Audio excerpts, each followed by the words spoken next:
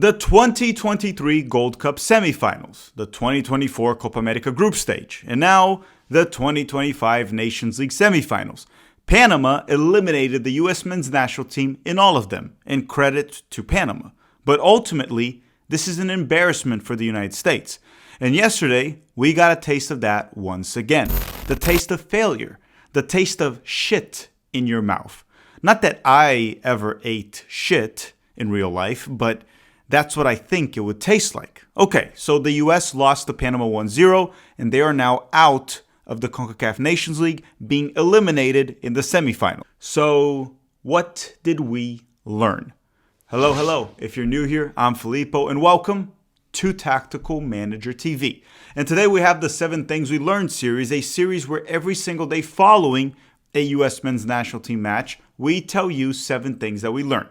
Now, I want to apologize in advance. Actually, I'm not going to really apologize for this, but I think all 7 lessons will be negative. There's really not much positive that we can get out of this game. At least I can't think of any. And I'm also getting very tired of this specific U.S. men's national team generation. Because you see, previous generations, they sucked, but they were great. Now, this generation is great, but they actually suck. And with that said, if you could kindly hit the like button in this video if you want to, and let me know in the comments section down below, what did you learn from United States 0, Panama 1?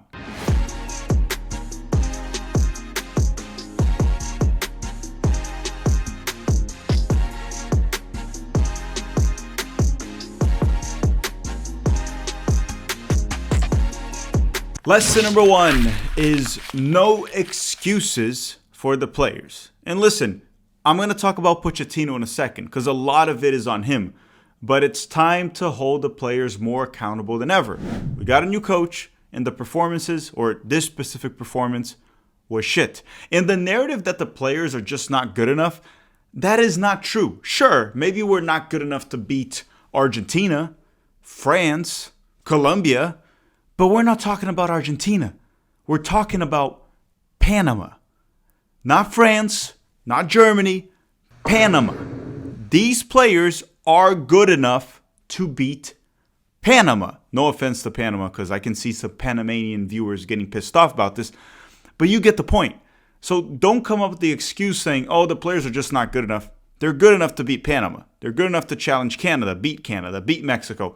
So again, I don't know what's wrong with these players. Is it mental? Do they not care? Do they not give a shit about the national team? Because you watch like Pulisic play for Milan, McKennie for Juventus, like all these other guys that I'm not going to get into specifics here, even Sargent that stank the bed once again, play for Norwich.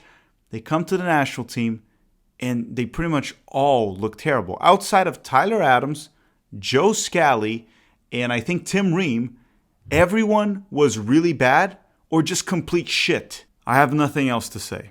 At least for this lesson. I have a lot to say about the other ones. Okay, lesson number 2, and I hate to say this, but it feels like Mauricio Pochettino doesn't give a flying crap about the U.S. men's national team. And let me try to elaborate my point. Let's start the roster construction. Has he been talking to the clubs?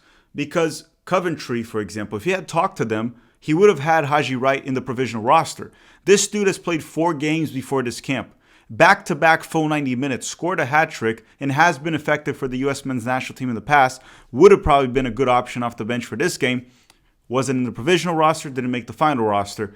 The Aronson brothers, are they not better options than a lot of the guys that they brought in? Couldn't Paxton and Brendan maybe have an impact off the bench instead of having Gutierrez or Diego Luna that he didn't even play? And then during the game, making the substitution of McGlynn for Tessman. Honestly, McGlynn was fine. He actually played fine. He wasn't bad. But that was 6 for half a dozen. It doesn't feel like this guy cares. Is he recruiting? We could have used Nathaniel Brown in this game. Is he trying to recruit them? Nathaniel Brown, Henry Chase. I don't know. It feels like he doesn't really care. And you know, it's fair if some of you say, give the guy time. Sure, he's had 2 camps last year. He had the January camp for whatever that's worth. He could have recruited players, could have scouted the player pool better, built a better roster despite the injuries, and probably built an identity by now.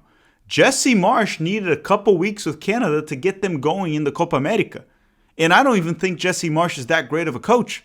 But clearly, he cares. And you can see that Jesse cares about Canada. And I'm recording this before they play Mexico, so I don't even know if they beat Mexico or not. It's irrelevant to my point. Jesse Marsch turned the ship very quickly with Canada. How much time do we give Pochettino? Because I'm starting to get very concerned about next year. You know, the World Cup we're going to host. Lesson number 3, and this one's going to be quick. It's going to be a quickie. Yunus Musa is pretty useless in the final third. But we already knew that. The question is, does Pochettino know that? Again, very stubborn coach. That's what it's starting to look like, right? Why was he persisting on that with Musa throughout the game? He is close to useless in the final third, and we mostly know that. But again, what are you going to do about it? Hopefully Pochettino learned that lesson. Now, before we continue, a quick word from the sponsor of this video, SoRare. We'll be back in a minute or something like that, and you guys can hit the like button if you want to. In the meantime, we'll be back with lesson number, I think, 1, 2, 3, or 4. Do you collect sports cards? Do you play fantasy sports? Yes, no, maybe. If you said yes to any of that, I got something for you. And if you said no, you might still want to stick around. Tactical Manager TV is partnering up with SoRare with a special offer. The link will be in the description. In SoRare, you can collect your own virtual cards of your favorite players. And then you may be asking, why would I want to collect virtual cards? Well, you can line them up on 5-a-side games every single week. And if your players perform in real life, you can win actual money, signed jerseys, game tickets, or even more cards to improve your own club. And you can also get unique experiences like a friend of the channel, Thiago, that got to meet Zinedine Zidane. You know what's also cool? They also have the NBA and Major League Baseball. I'm mainly gonna just stick to soccer, but you do you. What I really like about SoRare before we even partnered with them is that they're unlike other fantasy games where you have to pay per play. In SoRare, you pay to get the players you want permanently as cards. And then you can play multiple times using those same cards, at least until the player retires, win rewards if your players perform in real life. You can also buy undervalued player cards for cheap, then hold, use them in the future when they improve or develop, and then you can even sell that card when its value goes up for better ones.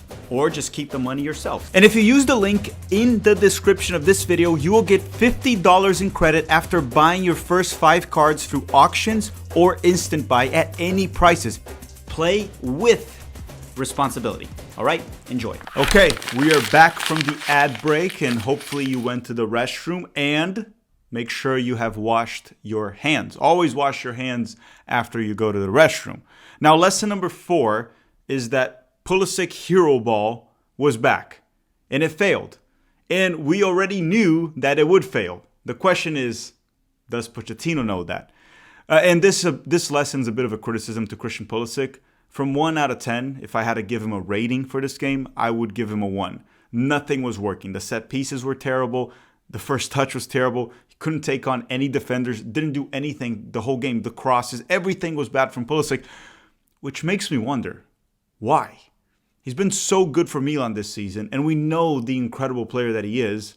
Why was he so freaking bad yesterday? Lesson number 5 is, unlike previous USMNT generations, this one has no identity. The previous ones, they did. There was a set style of play, there was a mindset, and you knew what you were going to get out of those players. And honestly, I think we maximized the talent we had in the past. Now, this team right now, it doesn't feel like we maximize this talent, and it's on the coach, it's on the players, it's on the federation, it's on all of that. But it also feels like there's no identity. Like we don't really know how this team should play, and it feels like the players also don't know how they should play. It looks like a team out of ideas. And sometimes it feels like they try to do things that they're not capable of, which is actually controlling and dominating a game. Maybe we should rethink that. Maybe this team should sit back, bunker, play, soccer terrorist ball, and just hit the opponent in transition on the counterattack like previous generations did. Maybe this dominate possession, this organize the opponent with the ball, is just not meant to be for us. Lesson number 6 is actually something that I was wrong about, and I'm at fault, and some of you are too. Not all of you, but I'm speaking on my behalf. I'm definitely at fault. This generation doesn't feel like they have anything to prove, or at least when they go on the field, it feels like that's their attitude, that they have nothing to prove. right? That they were given this title or this reputation of being the most talented USMNT generation ever, which I actually think they are. But here's the problem. Myself, and some of you, of course, it feels like we overhyped these players. And then unlike previous generations where they would go on the field and have something to prove, these guys, they go there to these games and it doesn't feel like they want to prove anything. They just think they're the best. And quite literally, so far, they have proven that they're not. They haven't really done jack crap. And there's a World Cup around the corner. And right now, things are not looking good, which brings me to lesson number 7. Lesson number 7. Okay, so I want to try to remain optimistic. But right now, this U.S. men's national team is slowly walking towards a disaster in 2026. Now, I'm not saying we're going to get grouped at home. I find that very unlikely because many teams that will finish in 3rd place in the group stage in the World Cup can still advance. Plus, we're going to be pot 1. But being eliminated in the very first knockout round would be a disaster, especially in the expanded World Cup. And I mean, look, Panama goes to the World Cup and usually they go to get grouped. And they just knocked us out of 3 consecutive competitive competitions, right? The Gold Cup, the Copa America, and now the Nations League. So the way things are going, it's not impossible for this team to get grouped. I don't think that'll happen, but and there's still time, right, to fix things and get back on track. But the clock is ticking. It's not in our favor. And as things stand right now, we are walking towards a disaster of a 2026 World Cup that we will be hosting. I'm trying not to lose hope, and maybe they will bring back my hope this summer when we play Switzerland, we play Turkey, maybe get good results there during the summer, and then hopefully win the Gold Cup, and all of a sudden we're like, okay, we're back on track. Maybe we can do well in 2026. But right now, it's very hard to find hope. I don't know if you guys are feeling the same way, but that's how I feel. All right, everyone, thank you very much for watching. Don't forget to drop a like before you go. And on Sunday, we will still be doing the live watch along for the losers game, whoever the US will play. At the time of this recording, I don't know if it's Mexico or Canada, but we will be doing the live watch along, and we'll do the 7 things we learned after it as well, because we will always do the full coverage of camp. I want to thank you all very much for watching, and have a great day.